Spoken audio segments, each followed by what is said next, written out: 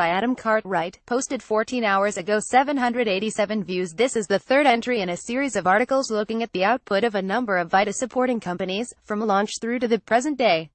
It'll be examining the games they released, how well they sold if there is sufficient data, how well they ran in the case of ports, and we'll take a brief look at games which perhaps should have come to the console, either in the West or in general.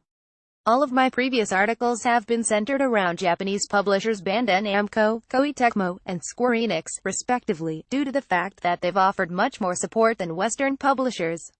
Among the Western publishers who did show up, there have been varying levels of lesser support, and leading the group in my mind is Ubisoft, which at least provided a spree of decently budgeted games early in the Vita's life, even if this evaporated fairly quickly as time went on. Launch 2012 full force. Unlike the Japanese publishers I've examined in this article series, Ubisoft managed to have a much better launch showing on Vita, mixing ports, existing IPs, and new games. Perhaps the most noteworthy of Ubisoft's launch games was a brand new entry in its quirky puzzle rhythm mashup series Lumens, entitled Electronic Symphony.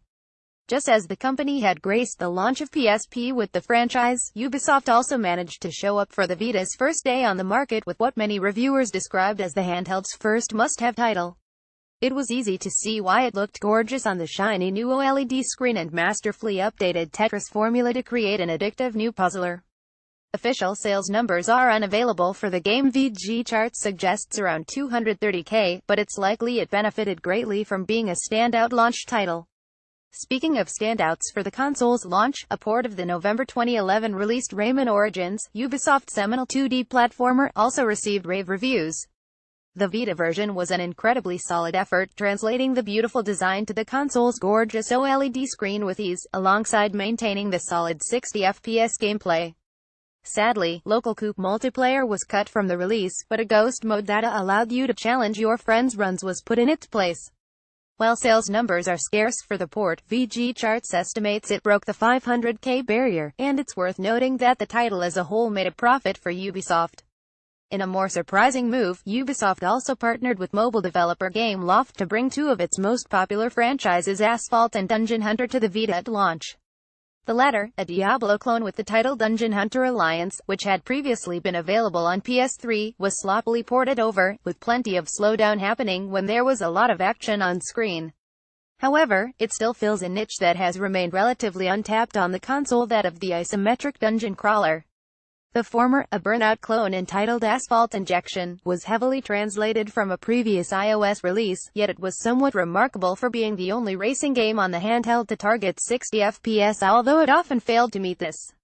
Aside from that fact, it had a full showing of cars and tracks, providing a solid alternative to the strip head-on Ridge Racer that was available at launch. Consumers nonetheless considered the product overpriced, given the much lower entry point for its mobile counterpart. Sadly, these would be the only Gameloft titles that Ubisoft would bring to the console. The publisher's Vita partnership with Gameloft appeared to dissolve soon after. To complete its launch lineup, Ubisoft also released a late port of the music rhythm game Michael Jackson the Experience, one of the few examples of a game that had also been available on PSP also being brought to Sony's new handheld. Featuring vastly improved graphics and presentation over the last-gen version or even the counterpart 3DS version, the title was an impressive outing on Vita, even if it was a game that didn't interest much of the user base. Following this launch blitz, however, Ubisoft went oddly quiet. There was one major title in development that we had known about for quite some time, a new Assassin's Creed game, but other than that, Ubisoft revealed no plans regarding future Vita support. This title eventually appeared in October 2012 as Liberation, and was an interesting proposition for handheld gamers. Clearly a high-budget effort that managed to achieve the console quality on the go mantra, the title still struggled with performance and cut-down features compared to the console versions. Despite this, the game sold well at 600K units by February 2013, putting it in the upper tier of Vita sales. It would eventually go on to clear more than 1 million copies sold according to VG Charts. Overall, then, launch in 2012 was a solid if unsurprising year for Ubisoft on Vita. Considering the publisher had been one of PSP's biggest supporters among all Western publishers, it was expected that Ubisoft would show up in full force for Sony's new handheld. However, cracks were already beginning to show, with notably reduced output in the latter half of the year and a lack of known upcoming titles for 2013. 2013 array of missed opportunities. Ubisoft had a much quieter year on Vita in 2013 compared to 2012, with just one title released, and although it was a fantastic release, it was a shame to see support evaporate so rapidly. Perhaps sales of the company's launch games simply hadn't been sufficient, but it was more likely a sign of the shift in the times, as smaller-scale spin-offs of key franchises became less viable. Ubisoft's release for the year was Rayman Legends, the follow-up to 2011's Rayman Origins. It was delayed from being an exclusive Wii U title in February to a multi-platform title in August 2013. The Vita port was itself delayed slightly until September and frustratingly had a number of missing invasion mode levels compared to the other versions, but these were eventually patched into the game in November. Despite those minor hiccups, this was another triumph of a game for Ubisoft on the handheld and received rave reviews. Otherwise, Ubisoft remained notably quiet, with no commitment to future Vita games and no other releases scheduled for the year. For me, what stood out about this was the great deal of missed opportunities to bring their older games to the handheld, particularly in the form of HD collections. Due to the PS3's lack of backwards compatibility, Sony had started an initiative of porting PS2-era titles to the PS3 via HD collections, starting with the God of War collection. Ubisoft jumped aboard this bandwagon with Prince of Persia Trilogy in 2010, followed by Splinter Cell Trilogy in 2011, and Rayman 3 in 2012.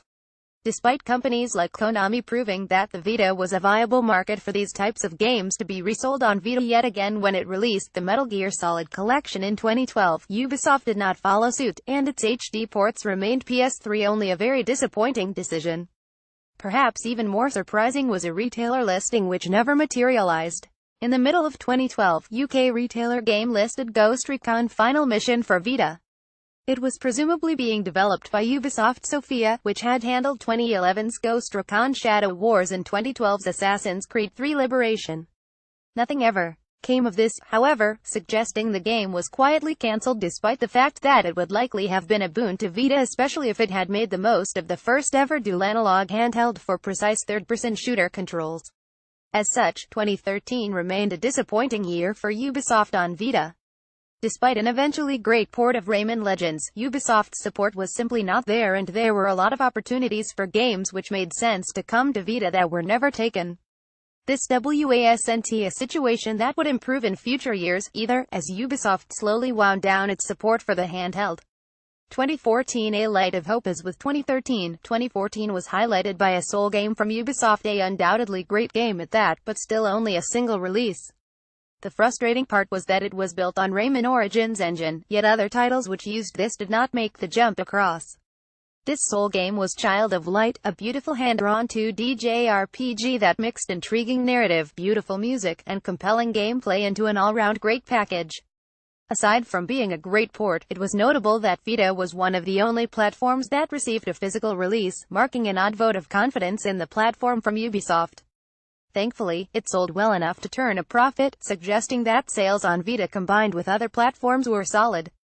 Despite this, other viable games did not manage to find their way to the handheld. Chief among these was Valiant Hearts: The Great War, a game which runs on the Ubisoft framework, the same engine used to power Child of Light, Rayman Origins, and Rayman Legends. This would have been an easy port to the Vita, which never happened for unknown reasons, particularly as the company still seemed to have some love for Sony's console, and it was a title that plenty of fans were holding out for. Other Ubisoft games from 2014 also skipped Vita, although whether all of these would have been technically viable is another question. Assassin's Creed Rogue is the big one, the PS360 sequel to Black Flag, which pushed the limits of what the 7th-gen home consoles were capable of, yet was still a 7th-gen game at its core. Also missing from the handheld was Trials Fusion, the physics-based racing platform series, which made its debut franchise appearance on PlayStation hardware with a PS4 version. It would have fit in nicely on Vita with other similar releases like Urban Trials Freestyle. So 2014 remained a year where Ubisoft did show up on Vita, but only in a very diminished capacity. It's a shame to look back and see so many missed opportunities for larger titles on the handheld, but it was clear by this point that Ubisoft simply did not see the Vita as any kind of core element in its business strategy going forward, despite the relatively decent press the console received thanks to the launch of the Vita Slim and PS TV throughout 2014. 2015, a very slow year for the third year in a row. Ubisoft support in 2015 consisted of only one game, a delayed game, with that being a port of Tetris Ultimate that also released on other platforms during 2014. There wasn't anything fundamentally wrong with the game, and it provided a decent take on the classic puzzler gameplay, but given Ubisoft had made much more effort with its earlier release Lumen's Electronic Symphony on Vita, it came across as a little disappointing. Being a fairly low-budget game in general, it highlighted yet again that despite the company coming out strong for handheld in its initial year, Ubisoft really didn't have many plans for the console following this, despite relatively strong sales for games like Assassin's Creed 3 Liberation. As usual, there were plenty of missed opportunities to support Vita in 2015 too. The mobile release Assassin's Creed Identity, developed in the Vita-friendly engine Unity, seemed like a shoo-in to do well on the handheld, but it never appeared and remained iOS Android only. This seemed like a strange decision, as the title was clearly designed to be played in bite-sized chunks on portable platforms and would have been a fairly simple porting job. Similarly, Ubisoft Reflections' experimental 3D platformer Grow Home, also developed in the Unity engine, managed to skip Vita entirely despite being the kind of artsy, low-budget effort that had seemed to thrive on the handheld just a year earlier in Child of Light. With Vita's hardware sales rapidly diminishing in the West, it was becoming more understandable why larger Western publishers were continuing to ignore the handheld, but that didn't stop it from being incredibly disappointing to see great-looking titles that would be more than capable of running on the hardware skipping the platform entirely. 2016, one last hurrah. Ubisoft had slipped into a comfortable trend on Vita by 2016, releasing one sole game on the handheld each year. Nonetheless, 2016's release was a surprising announcement that definitely caught me off guard, a game in a franchise that I never thought would actually return to the handheld. That franchise was Assassin's Creed, and the game itself was Chronicles, a compilation of 3 side-scrolling spin-offs to the main series. Developed in Unreal Engine, which was notably difficult to get running on Vita, the port was handled by Climax Studios, who had previously developed Smarties for the handheld as well as ported Dead Nation and Resogun across. You can read about their efforts in my article about porting studios. Their experience with the console probably had a hand in the title coming across. I suspect they have some Vita fans among the team too, but it was ultimately Ubisoft that gave the green light for the game to be released on Vita. More than this, it received a physical release in both North America and Europe too, a rarity from a Western publisher in 2016. In spite of this good news, games like Grow Up, the sequel to Grow Home, skipped over Vita, despite being a decent fit for the handheld. At this point, it was far from surprising, though it was safer to assume that no games were coming, despite shock announcements like Assassin's Creed Chronicles being made. 2017, the end. Unlike other articles in this series where I've at least managed to name a title per publisher that was coming to the Vita in 2017 and in some cases 2018, Ubisoft have nothing. More than that, nothing the company has announced really makes sense to release on Vita either, with bigger games like Ghost Recon Wildlands and Assassin's Creed Origins being far too powerful to run on Sony's handheld. What's worth noting is that the company's mantra seems to be shifting going forwards. Rather than the bespoke, unique titles it relied on in the past, Ubisoft increasingly seems to be shifting towards games as a service, that is, one release with a heavy focus on online play that is constantly updated with new content going forwards.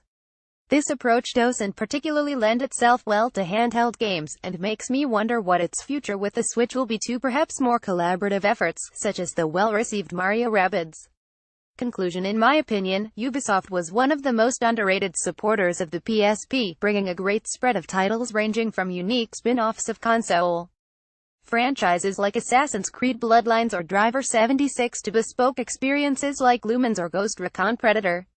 In the first year of the Vita's life, the company continued this mantra with almost their spin-offs like Assassin's Creed 3 Liberation and unique new titles like Lumen's Electronic Symphony. Following this, from 2013 onwards, all of that stopped. Suddenly, the Vita simply became a downport machine for very specific titles, and all of the early promise that had been showed was gone. I have to commend Ubisoft for being one of the few Western third parties to still release Vita games in 2016. Assassin's Creed Chronicles was a big surprise and a great release, but it's a shame that so many other games, which would have made perfect sense on the handheld during this period, didn't make the leap across. What ultimately scared Ubisoft off is anyone's guess, but Sony's rapid withdrawal from Vita development, alongside dwindling hardware sales, likely didn't help. As such, games like Ghost Recon Final Mission remain nothing but a retailer listing, a cruel reminder of a future that almost happened, but didn't quite. Still, I'm content enough playing great ports like Rayman on my Vita. That alone almost makes up for everything else. More articles.